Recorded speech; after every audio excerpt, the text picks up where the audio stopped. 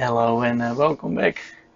Today I want to make a backup of my configuration and the firmware of this oscilloscope. It's the TDS744A, and I always have in the back of my mind that I still want to upgrade it to the 84, so the 784A. Then it has 4 channels up to a gigahertz instead of only 4 times 500. Well, maybe I don't even need that, but more is cooler. But to make that backup, I need to connect it to or the console port, which I will do another time, or with the GPIB. And was already busy with the GPIB this week, so I will be doing that. I will be using my Windows 10 PC from my former video where I connected the GPIB from National Instruments. I will now connect it to my Tektronix oscilloscope. So I took it out of my old DOS PC there.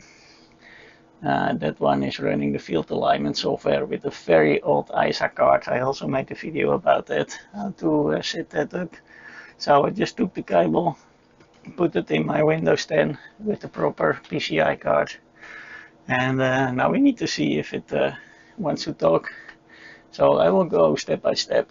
Yeah, and to make that copy of the NVRAMs and the firmware, you need a little tool, and that's called the Tech tool. And there is also a second tool that is a unified Tech tool. It's a little bit bigger, but it supports more Tektronix oscilloscopes, including this one. So I will be using the unified version, I think, because they both are called Tech tool.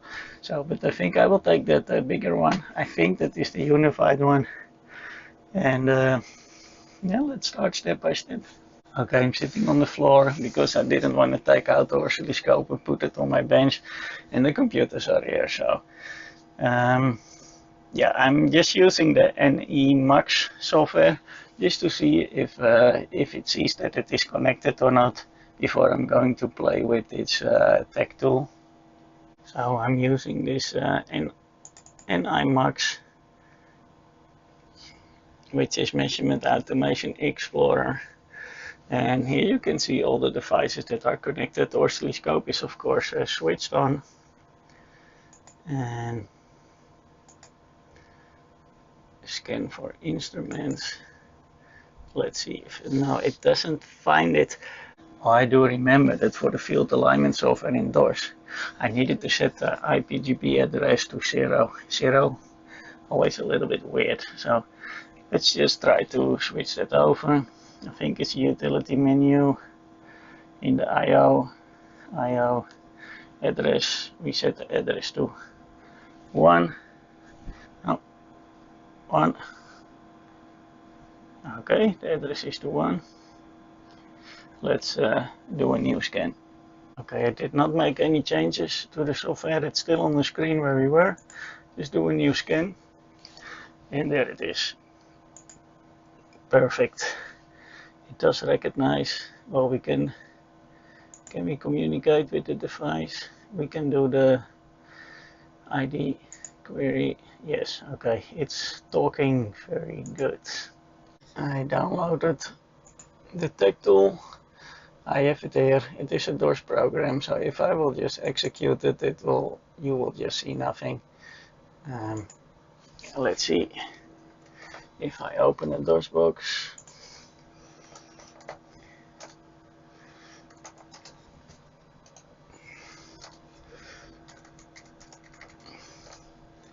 Okay, it needs input. Okay, what input do we need?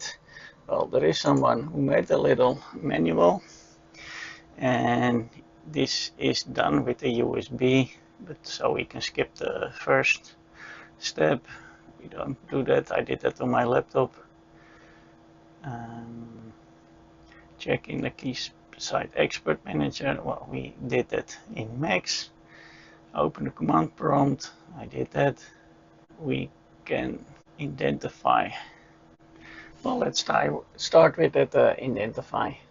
Tech tool -E. Copy. Right click. And write memory. Command failed. Okay, Probably it has to do with that switch. Yeah, at the side of the oscilloscope there is some sort of write protect switch, so we should find on the side two little holes, and then we need to set it to unprotected, and then switch the scope on. The screen will stay blank, but then we are in this special boot mode that we can access the memory. Okay, so we need to switch it off again. I will leave the cables connected, and now I think it's on this side. We need to find the two little holes, and then I need with the long stick to push the switch to the unprotected. Okay, the two holes are in this little silver sticker, and in the back it is unprotected, protected. So we need to click it to the front. I think we switched it over. I think it's kind of a flip switch, so you don't really feel what you are doing. So I'm now in the front and I pushed it. So now it should be in the unprotected. I read that if you switch it on now, it just stays dark because it goes in this special boot mode. So let's wait for all the lights to go off, I think. This always took a long while. This is normal. I will probably not boot more than this because it only gives you now access to this. I will just see. It should be now on ID 29 instead of 0 or 1. So let's see on the computer. Okay, we did this. Unprotected is clicking to the front. Okay. Then we should see in the max that it is now on address 29. So we do a new device scan, GPIB, scan for instruments, and it is on address 29. So that means it is in this special boot mode. Okay, so now we should do, let's see. Yes, it talks. Okay. So it's now talking to the chip, the flash chip. Apparently that's an AMD FO20, which is normal for this type of oscilloscope. So let's go back to our manual. So that worked. Now we can save the NVRAM. I need to do this, but there was some information that for some I needed another address. Yeah. Oh, here. Okay, for this it's apparently it's the same, the NVRAM. But for the firmware later it is different. Okay, let's just do this. NVRAM save, copy. Right click to paste. And here we go. Whoops, that is super fast. I have heard people sometimes that the USB are slow, but this is now the via PCI and it is fast. Okay, that's our backup. Let's do the firmware backup also.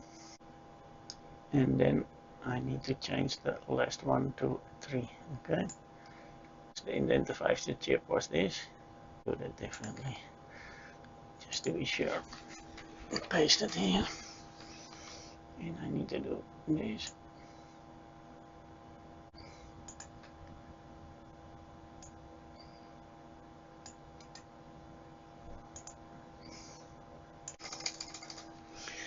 .1 E, I think it was.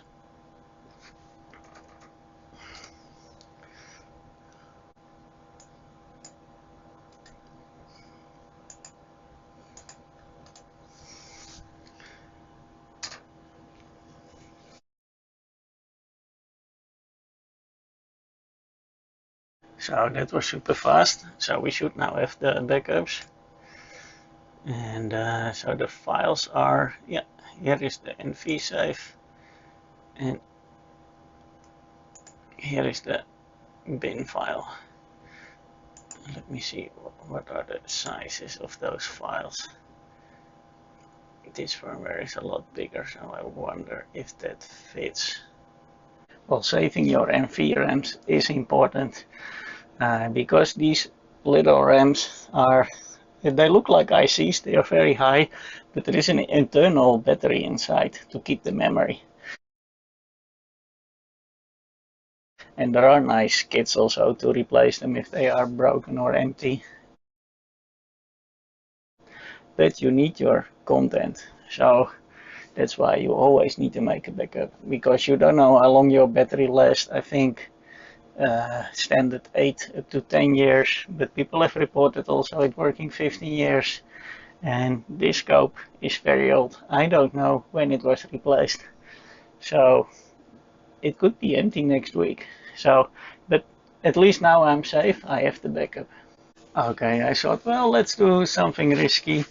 Let's do a firmware update, because apparently there is also a version 4.1 lying around. But I'm a bit skeptical, because you can find version 1.0 and 1.1e, and I'm looking at that version 4, and that version 4 is like 4 megs instead of 3, and they said that this one is only 3 megs. So I'm looking at the tech wiki where I downloaded that firmware, and I find that also in 1.1e that is also 4. So that 1.1e could be 4 because it actually is 4, or it is because it is done with this backup and I forgot to change the 3. So I'm not so sure. So what I did now, I also have 1.1e, and I made a backup also with that 4 meg instead of 3, and it didn't give me an error. So, well, I have read that you can always restore with the same tool. So I think I'm just going to update to this version 4. Okay, what I mean with the backup, well, the NVRAM, all my settings, and I hope calibration, but I don't think so, because I think this machine is too old. So I'm not sure what is in this, but at least my NVRAM is saved. Here I made a backup with the 3 meg setting, as was in the manual here. But then I was looking at firmware that is available. I found this on another website. This is also the E, and it clearly says 744A, which I have, but it is 4 megs. So then I did my backup also with the 4 meg switch. I did that right there, and it takes a little bit longer. And so I don't know. I think if it was not accessible, this address range, that, I don't know, it would give an error. Or maybe it's just writing zeros or Fs, that I don't know. But it didn't give me an error. This is what I downloaded. This is normal, this is the 3. But this one, this version 34, is also a lot higher. But I'm just going to try it, because if it fails, I just put back my original one here. So it's a little bit scary, but no risk, no glory. Now, let's see what I need to do now. Save your old firmware. Well, I did that here. Fill with zeros. And that's only necessary for this one and this one. So that is necessary for me. Okay, just writing zeros to the flash memory took 1218 seconds, so 20 minutes and a bit. And now we can try to do the firmware. And they say here that it can take even 45 minutes, so that's probably twice, because it also needs to be verified. So we were here, fill zeros to the flash. Well, we did that. Now I need to clear the firmware. I have not done that. Apparently that's a temporary piece of memory or something that needs to be cleared first.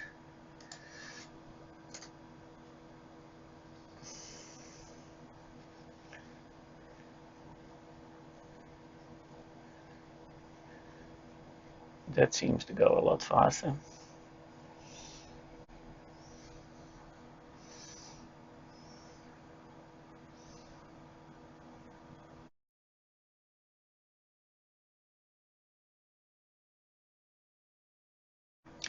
Okay, that is done.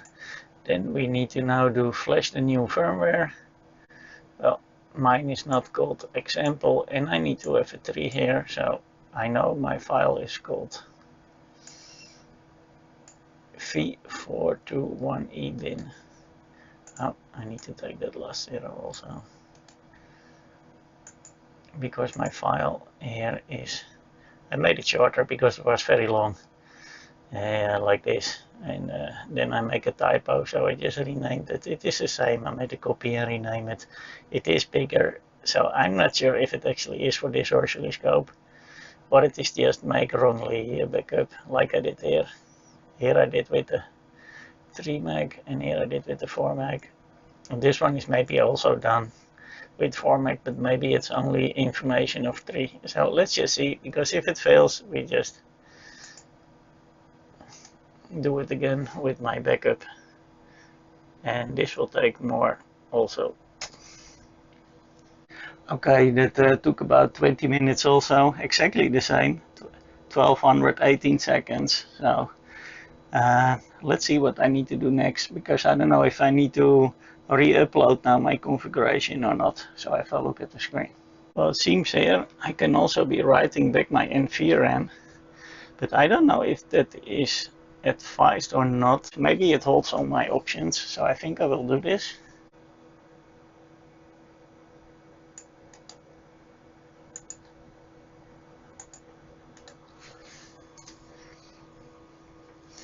Okay, that seems to go very fast. And what else we need to do? Important power cycle unit before verification. Wait 10 seconds after power on, and then switch it back to protected for safe verification. And then I can do a verification here. Okay, let's do this power cycle. Switch it off. You wait a bit. Switch it on. Wait 10 seconds.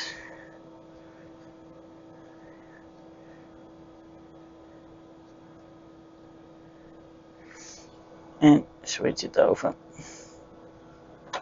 to protected mode. Okay, the scope doesn't boot, so I think this version 421 does not work on this oscilloscope. It was also kind of a big step, because I saw there was a version 1.0e and a version 1.1e that I was actually running in this oscilloscope. And I was trying now a version 4, and I think it cannot work on this one, because this is an older one. This is the 744A. So although I found it and it should be working, it is clearly it doesn't. So perfect opportunity to see if all my backups are good. So I will try my backups now. So I filled the flash with zeros. Then I did the clear firmware as I did before. And I'm going to restore the original firmware and then the configuration, and hopefully it boots again. Okay, so we're now here with the flash the new firmware. That will be my original, and I left it in the bottom what I needed to do. So instead of reading, I will be programming. So I will just use this. It will take another 20 minutes. Okay, I restored the firmware, and now I'm going to restore also the NVRAM settings, or whatever was stored in NV. I'm not even sure, but I made a backup of those of the content of the NV too. So I will restore that also, and then we need to switch it off, switch it back on. After 10 seconds, put it again to protected mode. Then we can do a verify, and after the verify is done and it's all verified good, we switch it off, and then we start it again, and then it will be booted again in that protected mode, and then hopefully it boots. And now I will be restoring the NVRAM, so that would be this one.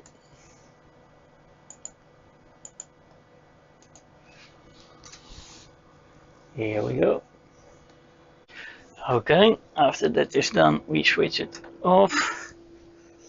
We leave it in the unprotected mode, but we switch it on. After 10 seconds,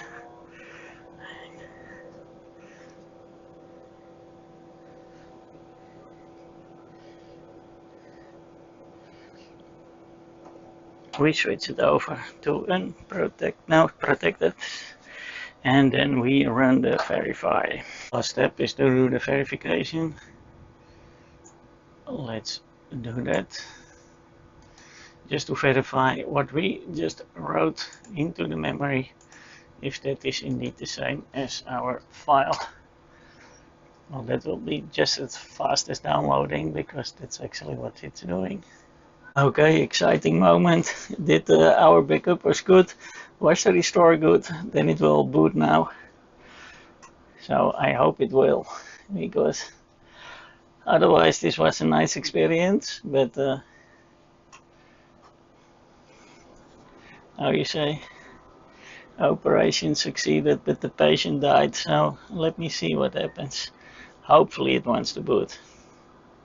Okay, I really seem to have a problem. I tried again to reprogram it already 2 or 3 times, and it's always wrong with the verification on the address 00003. So it seems that that piece of the NVRAM doesn't want to be programmed.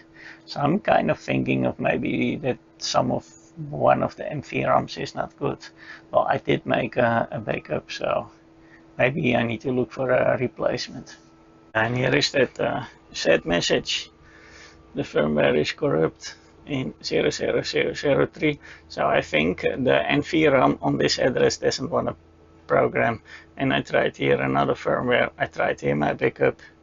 Both of them say at address 3 it doesn't work. So that's a pity. So that is why you always start with making a backup. I was not able to solve it now with my backup, but I do have it. So I'm going to look for a replacement NVRAM. These are these DALLES chips with the battery on top. And there are nice alternatives for that, because they are harder and harder to find. And people do sell them on eBay, but it's all very unclear, because these chips are so old, how long the battery is still going to be alive. So I'm going to buy another solution. And I actually found this guy also on eBay, but he also posts on the EEV blog. And it seems all very, very honest. So it's from the US, I think. And he ships them with the battery exactly at the moment that he ships them. He puts the batteries in, so you can have a long life with that. And the batteries are easy to replace, so you don't need to break them open, because people can do that also with these chips. But I don't think battery is my problem right now. I think really the memory itself doesn't want to be programmed. So hope it was of any help anyway. Maybe it is just don't try to fix a working system, because it was working fine. But on the other hand, yeah, always have a backup there. Thank you for watching, and hope to see you next time.